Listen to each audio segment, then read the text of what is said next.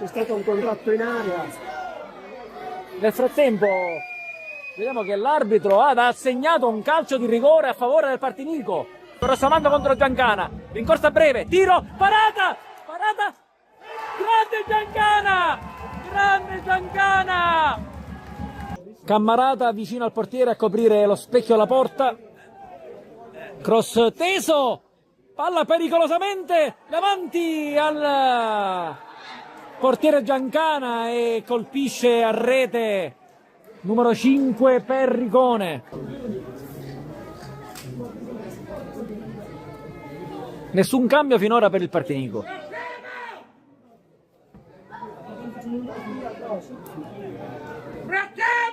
Messina si destreggia all'interno dell'area e c'è calcio di rigore, Adesso c'è Vizzo Cero, rincorsa breve, tiro e ci stava arrivando anche in questo caso il portiere del Salemi.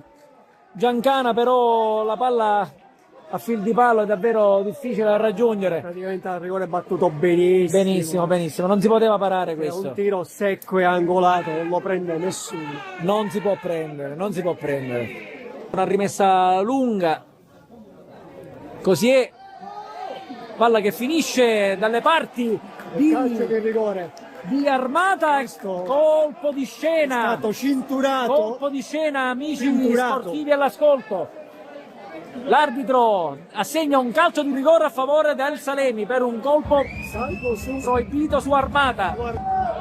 Difficilissima. Tiro di Licata e parata di Diouf.